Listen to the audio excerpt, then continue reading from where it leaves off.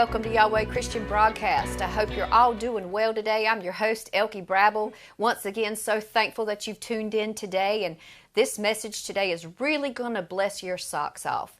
And why do I say that? Because we're talking about King Jesus and Amen. all that He has done for us. So just stop us right now for a second and give God some praise, because He is worthy of our praise.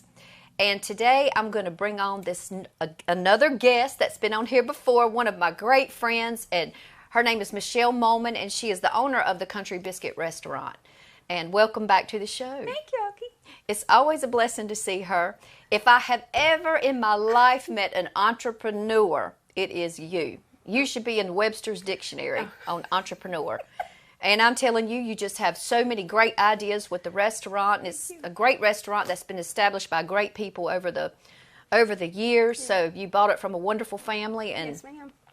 It's just amazing what God has not only done through the restaurant, but what He's doing through you in all of this. So I just so enjoy my time when you come get your hair done. We just have the best time talking about Jesus.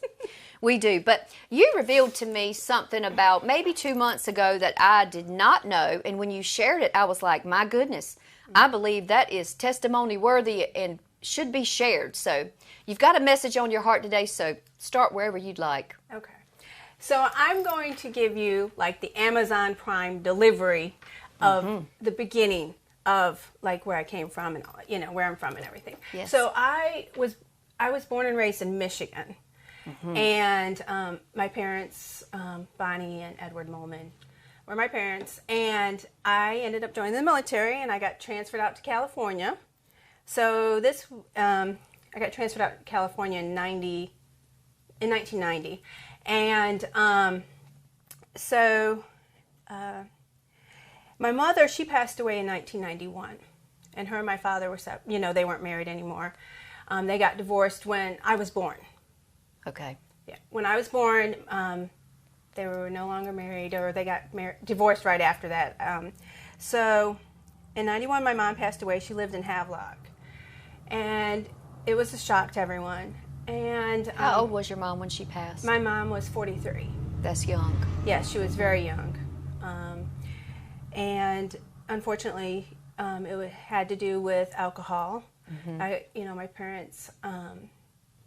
they both had problems with drinking and drugs, and that's their story. Yeah. And this is my story. And Yes. I want to say that me sharing this story, I honor my mother and my father. Yes. We all have sinned. We've Yes. all done wrong. Yes. And so I don't judge them. Right. But the story needs to be told, because I feel like there's a lot of people out there that have experienced this, and they don't know how to share it with people because it's so personal. So here is a picture of me. I just want to show you this. This is a picture of me and my older sister Lisa and my sister Kim, and that's me in the little crib or whatever that was.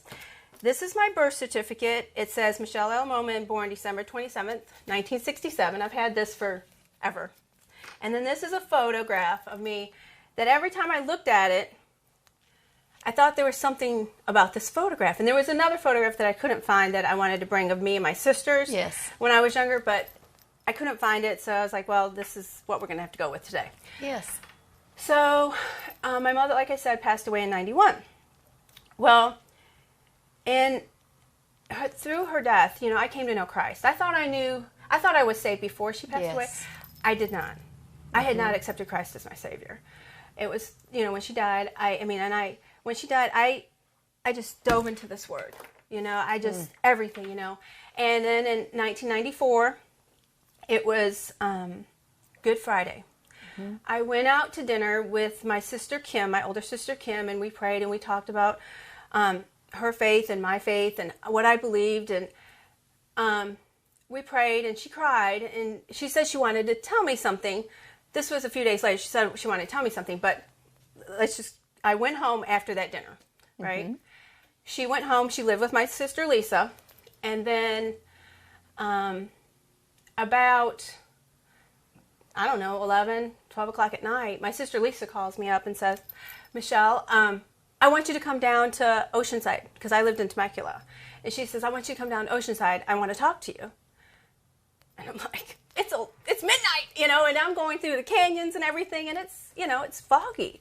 Yes. And so I got on my knees, and I can just say a month before this meeting with my sisters, Yes. I was driving home from work, and I was at a stop sign, and I looked over at a field, and I felt God spoke to me, and he said, do not be afraid. And I'm telling you, okay, I mean, I know it was the voice of God. Yes. He was speaking to me. No doubt.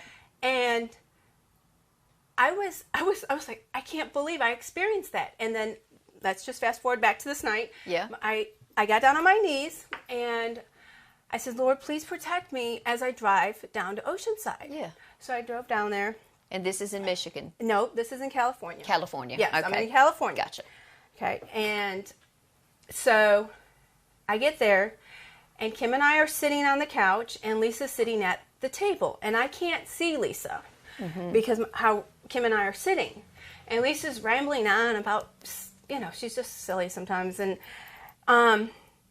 she's talking, and she's just saying a lot of different things. And I'm like, what? And then all of a sudden she said to me, your father is not your father. Our father is not your father. And Elkie, my sister Kim was sitting right here. And I looked at her, and her eyes got this big. And she grabbed me, and I just said, what? And Lisa says, I'm so sorry, Michelle. And she says, I just can't keep it anymore. And I'm like, what? And I said, my birth certificate says I'm Michelle Molhman. Yes. And she said, they've been lying to you. And at this time, Elkie, I was like 27. So today, I've known about this for about as long as I knew that I was Michelle Molhman. Wow. Okay? And I'm just now, I've told, in private conversations, I've told certain people or whatever. And let me tell you, I felt like I died my physical death that night. Because I can't imagine. I felt like I was just stripped of like, who am I? Yeah. And I started crying, and I was just like, because my sister Kim was like, Lisa, you're scaring her. And I'm like, what are you guys talking about? I mean, like, Dad is my dad. What are you talking about? I don't understand. And so it was like life, all of a sudden, like all the things that didn't make sense, like this photograph and the other photograph I told you about, and everything just fell into place of like these questions that over the years God had kind of just, kind of showed me, and that something was different. And so I remember getting up, and for my sister and I was just, I wasn't a mess. I was very hurt. And I remember going into the bathroom and looking at myself.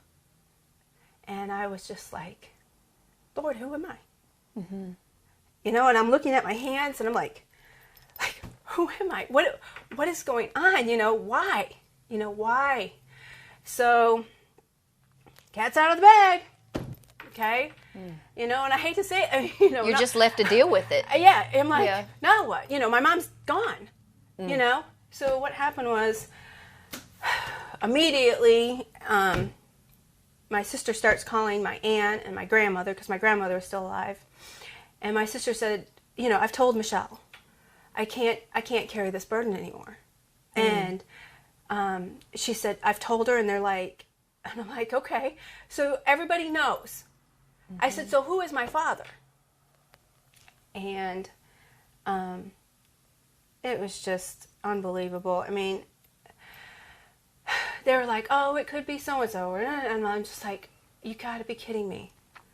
And, my mom's not alive. And then we called my dad. And my dad said, honey, he said, you're my daughter.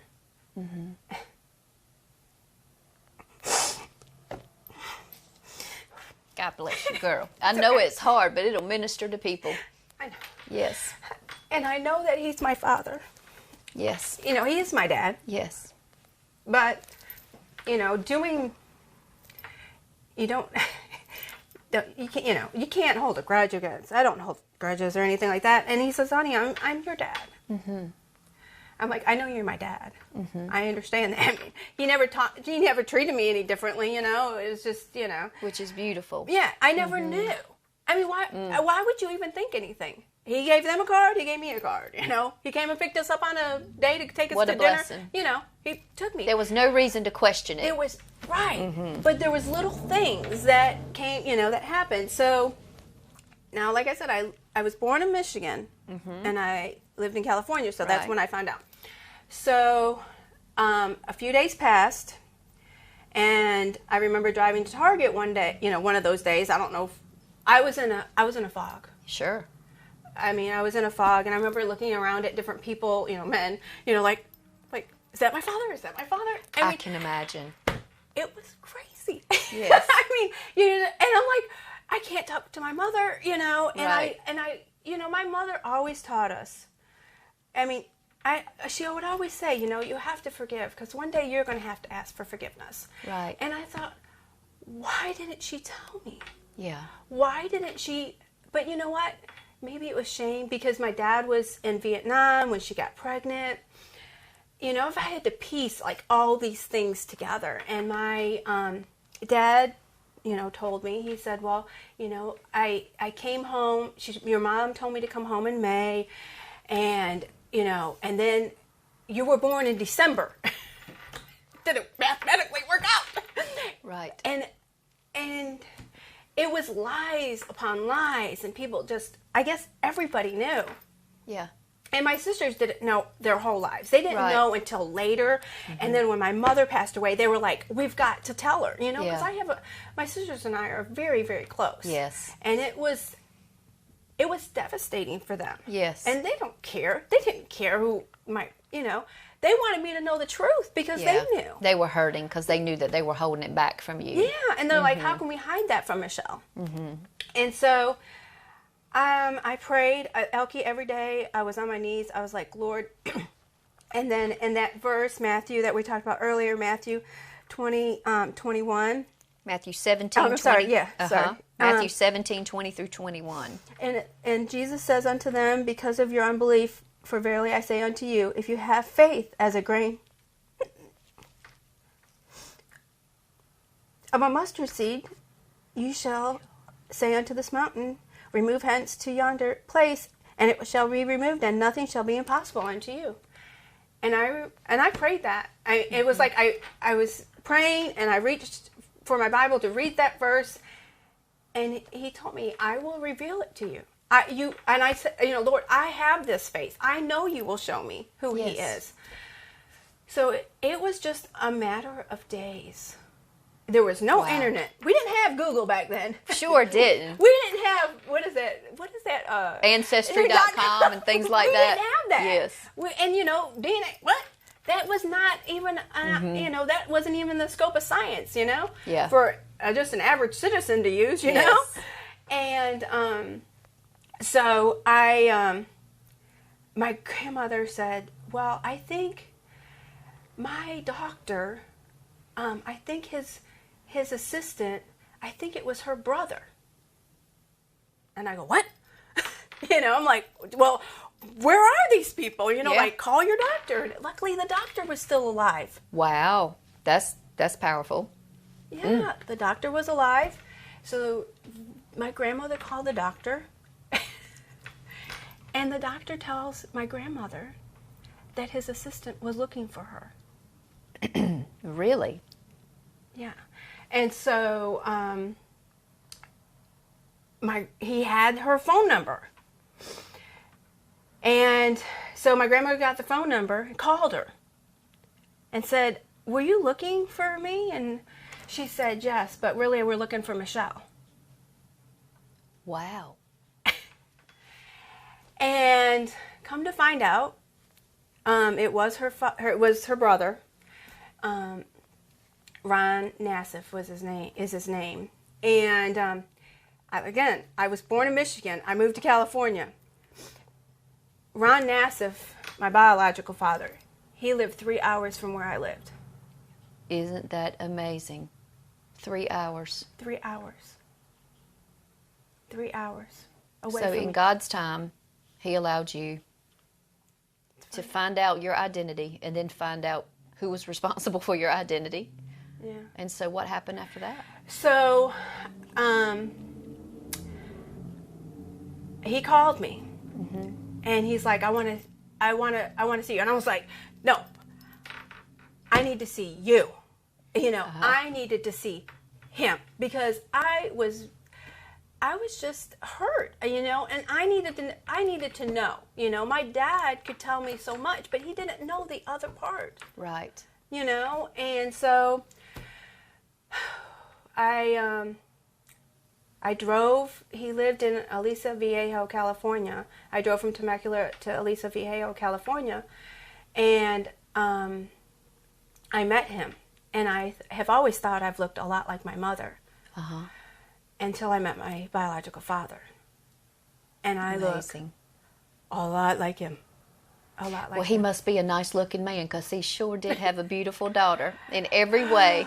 In every way. Yeah, and so when I met him, I found out, who I was. And I look at this photo. If you really look at this photo of me, I have this curly hair. My sisters have straight hair, and I have very curly hair, and I have very dark eyes. Well, he's Lebanese, and that's where I get that drive, that entrepreneurism. Yes. I've always had that, and that's that part of life, Yes. that. And, I found out that, he owned carpet stores, he owned jewelry stores. But that has nothing to do with, he knew about me. Wow, he did. Yeah, so I guess when I was a year old, somehow he found out and he saw me, and my mother told him. And he told me this. He said, I saw you and I left. I'm like, okay. So now you have to deal with that. I'm like, and I don't... my mom ended up raising 4 girls. I mean, my mom, like I said, I love my mother and my father. Right. It's no disrespect to them. Sure. Young, not making wise decisions, not knowing, not training up your children. There a lot of sin, it was just a lot of sin. And so I don't want to, I'm not saying anything to hurt my dad. Right. I love my father. But, none of them were around. None of these men were there for my mother. And what happened was, this man could have financially helped my mother raise me, and he didn't. Right. And it was rough. Yes. I did, I only met with him for a little bit. I just couldn't, I needed to find out who he was, but that's all I needed to find out. Right. And what happened after that was my dad, he immediately came out to California. He flew out there. The one who raised you. Yeah, he was like, the one that was there. He came out there, and we were sitting on a park, we were sitting in a bench by a mall. I forget what mall it was. We're sitting on a bench, and he told me, he said, Michelle, he said, when you told me that you found out who he was, he says, I'm not letting him take that from me. And I understand that because, like I said, I didn't know, He's like, I love you, I've raised you, and you're mine. Yeah, and That's beautiful. Yeah, and you talk about what God really showed me was, he told, when I didn't know, when I was looking for my biological father, God spoke to me and he says, Michelle, I am your first father. I created you. I created you. Yes, he did. And he showed me that, and I wrote this down. God spared my life. My mother could have had an abortion because of the shame. She could have, but she did not do that. And I can't. My dad, I'm sure, has some regret. Everybody has regret in life. Like, who are we fooling? He does. Yeah. Everybody does. But my mom went to her grave without sharing that, and you know, that sin and that guilt and that shame, all that must have been such a heavy burden. Yes. But if she would have trusted Christ, and you know, that yoke, he could have carried.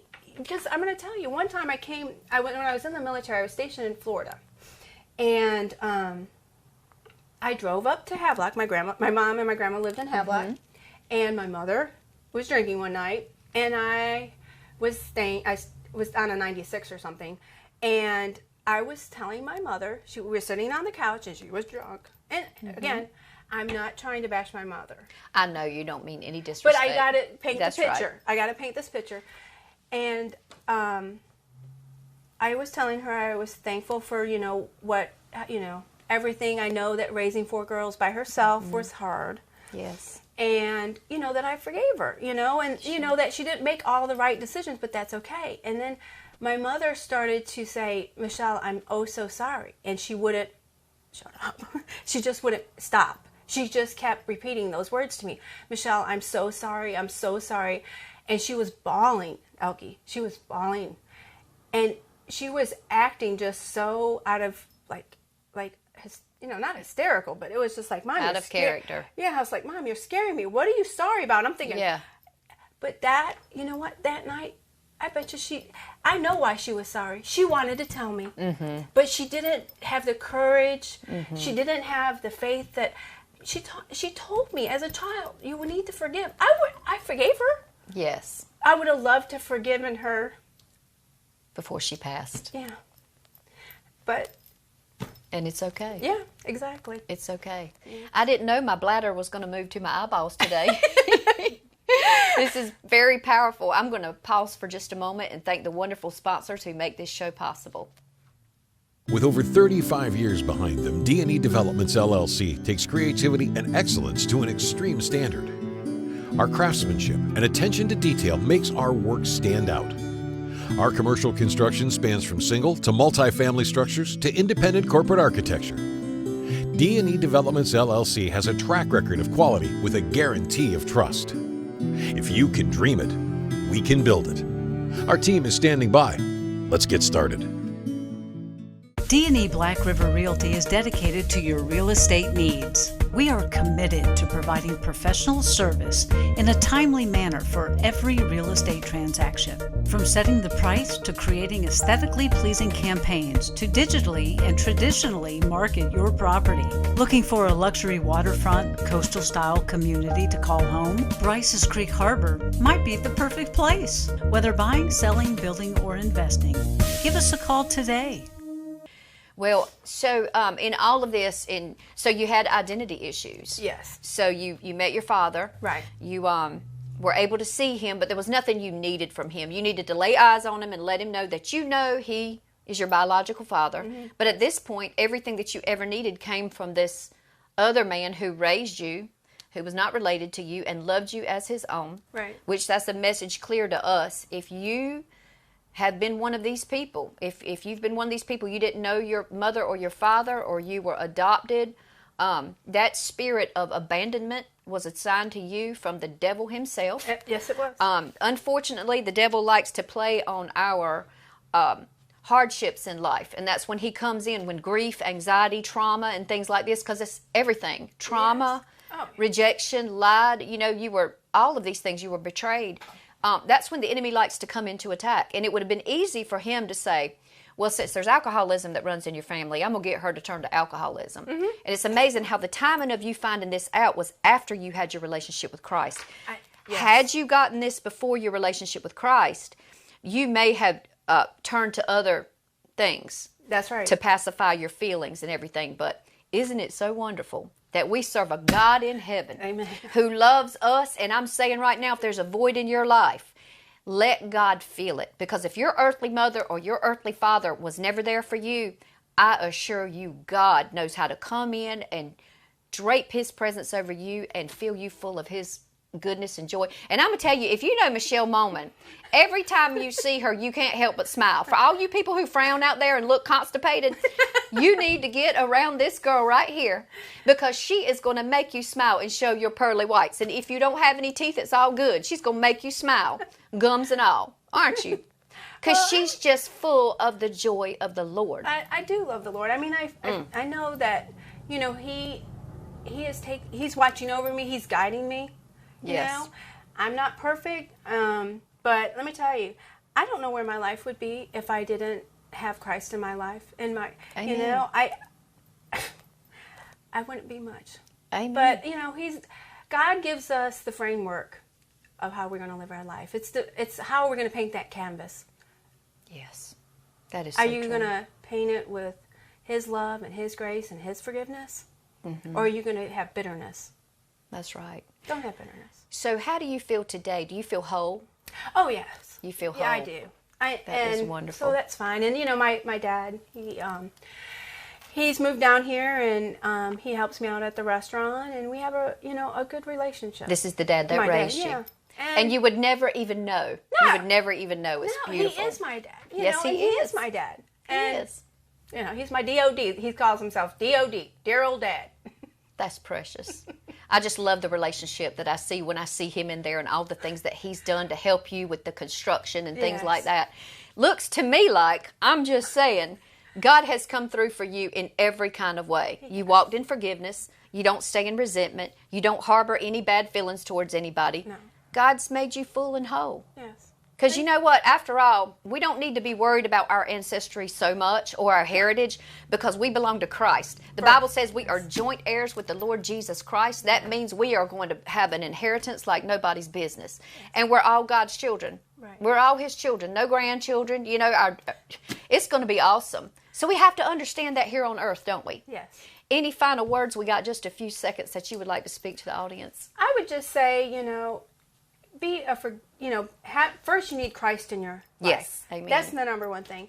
But, have faith. God will reveal things to you, and God is there for you. And you just need to get in the Word. Amen. Just get in the Word. That is so true. Well, I want to thank you once again for coming on. The time went by so fast, I could talk to you for a whole nother hour. And I'll be coming for that good tea that you've got at Thank Country you. Biscuit this week. But you are beautiful, and I just love to see you shine. And I pray that you've been blessed by Michelle's message. And if you find yourself in this situation, and maybe I'm going to go out on a limb, need to talk to Michelle. She can be found at the Country Biscuit. Go in there and have a biscuit and talk with Michelle sometime. Yeah, not a problem. Absolutely. I would love to, talk with anyone I know that has you that. would. Yeah. Well, we got to wrap it up. God bless you, and I look forward to seeing you next week.